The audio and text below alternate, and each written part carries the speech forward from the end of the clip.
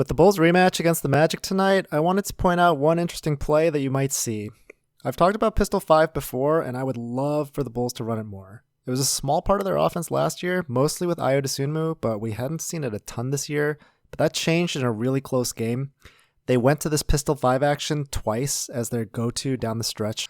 Pistol 5 is pretty common action these days. The Kings use it a lot with Domantas Sabonis and De'Aaron Fox.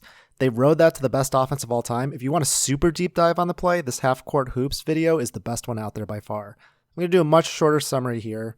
The Bulls' setup for Pistol 5 is to throw the ball ahead to Vooch at this free throw line extended area. The guard making that pass, in this case Ayo Dosunmu, has the option to cut to either side of Vucevic, and that'll result in a layup with one of the team's fastest players going downhill if it's open. In this case, Vooch decides the pass isn't there. The Bulls run some stuff on the weak side. The best way for a shooter to get open is oftentimes by setting a screen, so that's what Zach LaVine does here. He sets a screen for Patrick Williams. Now, when LaVine sets that screen, his defender is going to have to sink down and help on that cut occasionally. That's going to free Zach up to come off this screen and pop open for a three. Zach did that. He might have had an opening for the shot, but he pump faked and decided to flow into a pick and roll instead for a tougher shot, actually, that he hit.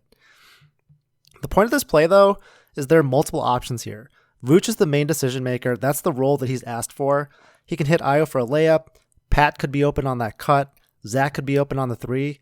Or Vooch could just keep it himself with so many help defenders occupied as he did the second time the Bulls ran the play.